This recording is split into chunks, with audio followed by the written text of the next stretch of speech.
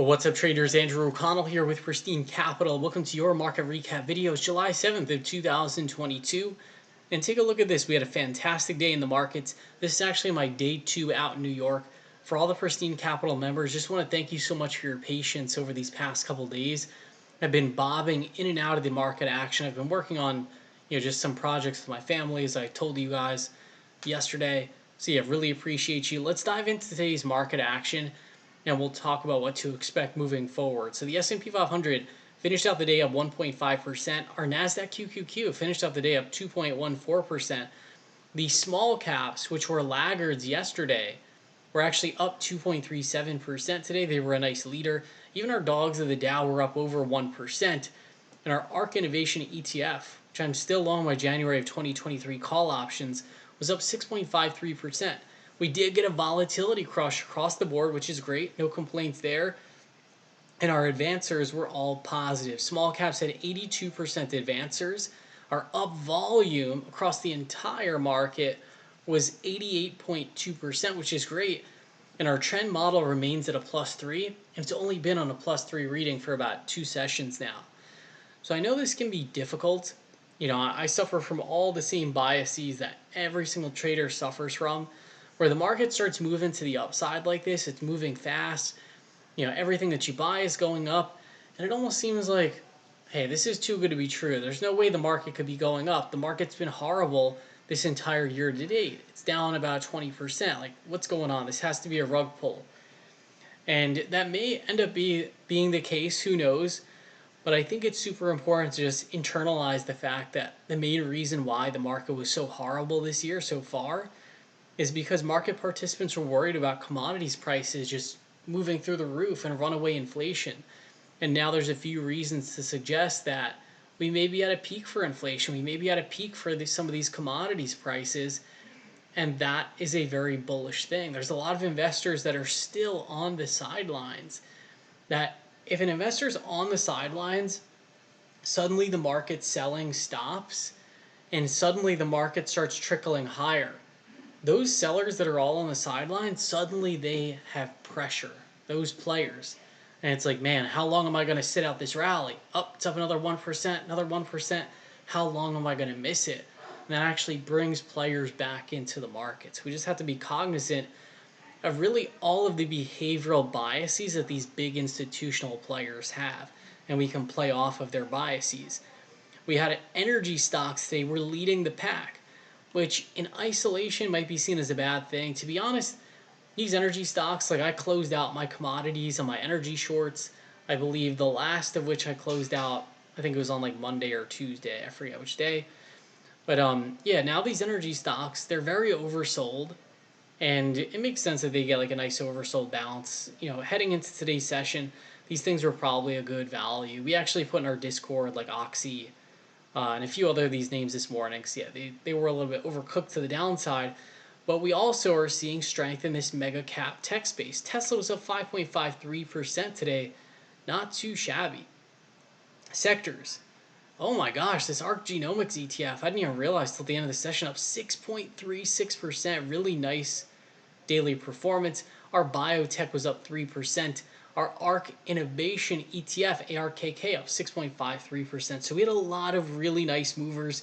Even cryptocurrency got moving as well. I'm long my BTO calls. If you've been watching these videos, I accumulated some Bitcoin at 25,000, at 20,000.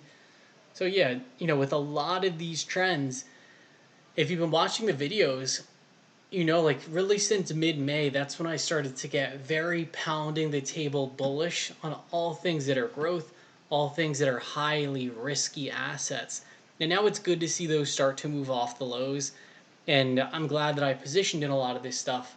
At this point, 10, 20, 30, 40, 40% to go. So I don't have to worry about trying to chase this stuff on the highs or anything like that.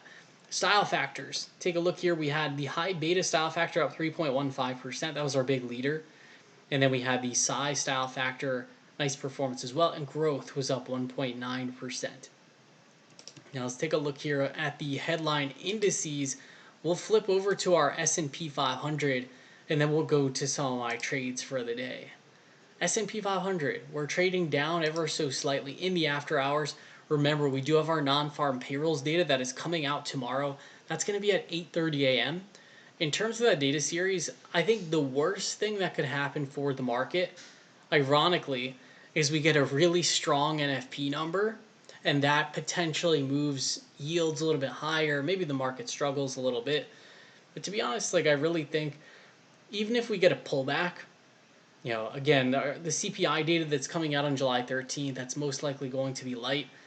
I think buyers are really just stepping in here. You can see we're above this 20-day simple moving average. We're above all those shorter term moving averages as well. And we're moving our way through this monthly value area. Right here we have this nice confluence level where we have the 50-day simple moving average, and we also have this monthly value area high of 39.72.5. And check this out, on our hourly chart, we actually broke out of value, which is fantastic. So look at this. In the morning, we had this ignite bar right here, broke out of this weekly value area, and then we kind of went off to the races for the rest of the session. Now let's check out our Nasdaq. The Nasdaq is actually one step ahead of the S&P 500. It's actually getting very close to that 50-day simple moving average. Check it out. We're less than 0.2 ATR away from that 50-day. So in my opinion, I think there's a high likelihood at this point that we test those levels for most of these indices. Russell 2000 also sandwiched in between the 20-day as well as the 50-day simple moving average. And our Dow Jones, similar situation, sandwiched in between the 20-day as well as the 50-day simple moving average. Now, there were a lot of nice movers in today's tape. Like, for instance, Bitcoin. Let's check that out. Let's pull it up. Let's go through the whole spiel here. So, crypto, if it'll ever pull up. Look at this, up 5% for Bitcoin, up 4.44% for Ethereum. Bitcoin is now firmly above 20K, which is fantastic. And the Bitcoin chart is starting to look a little bit like the ARK Innovation ETF chart. These are very similar. Let's check out ARK, because I think this one's doing something special here potentially. So ARK, again, if you've been a member, if you've been watching the videos, I got long the ARK Innovation ETF. I got long my Leap calls literally on May 12th. That is not a lie. It's not an exaggeration. I literally bought it on the day that this thing bottomed out. I usually do not get that lucky in my investing and my trading. For this, I just happen to get, that good trade location. So I'll take it. But look at this. It's been a violent road. Don't get me wrong. And there's been times in this position where I feel like an idiot. Like, look at this. When we had these 3 days, I believe this was when we got the May CPI report. It looked like, oh my gosh, I'm cooked. I went from being firmly positive on that trade to all of a sudden I'm down 15% on it. But because they're leaps, because they expire in January of 2023, with my personality type specifically, I do much better with longer term options. Now, I know the other side of that coin is, well, when the asset moves up, you're not going to get like a 1,000% gain trading the 6 month out or a year out call options as you would if you traded the daily stuff, the 0 DTE. And that's definitely the case. Like, the gains won't be as explosive. But with my personality type, I'm much better at handling the longer term options. Because take a look. Now ARK, all of a sudden it looks beautiful. Look at this. We're pushing out of this monthly value area. And now we have a nice 2-month base to work with. And it looks like we're about to move out of that base. Now, if we're going to get really ambitious here, we do have this VPOC all the way up here at 59.91. Could we get there? Only way we get there is if these inflation prints really come in light and the pressure starts coming off from the commodities. Take a look here, Global E. This is another name that I currently have on. This is my biggest position in my trading account, and we're already up maybe like 40 to 45% on this trade, which is fantastic. And this one as well, I bought this the day that it reported earnings, and I got in here for $17 and change.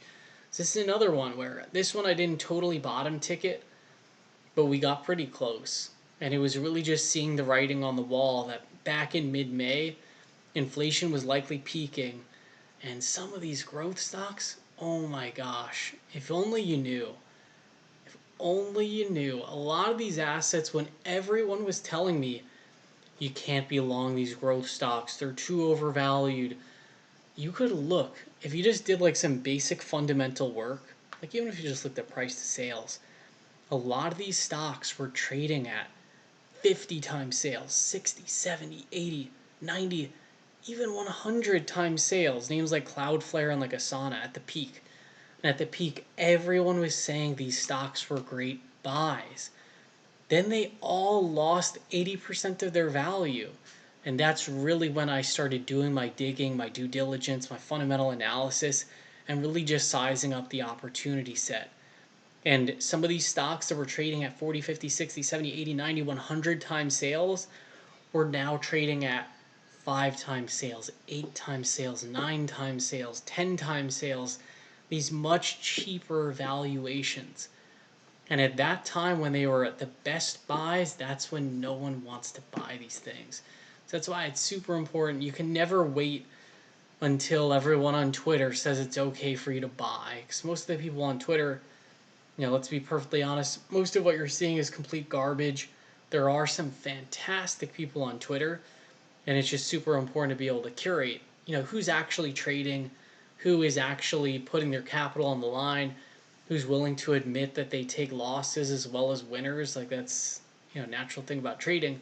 But yeah, it's super important to just be able to develop your methodology. That way you don't get sucked into the narrative, sucked into, those just crazy emotional Twitter accounts, that sort of stuff. Let's take a look at my trades for today, and we'll just pull up what we did here. Let's check it out. So the only trade that I did today, again, I was bobbing in and out of the action.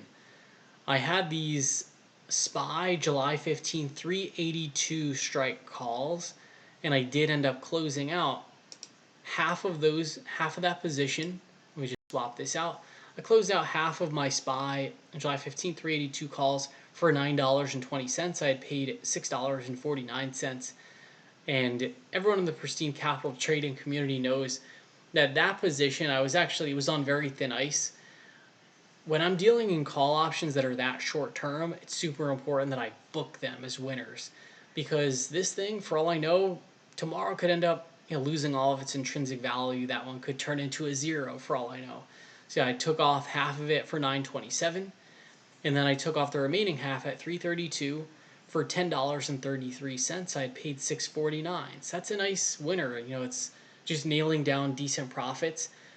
As the market continues this rally, if it continues its rally, I want to make sure personally to start shifting my capital from options exposures into common stock exposures. And today was really the first day that we started kicking off that process. With that being said, hey, I hope you guys all had an amazing trading day.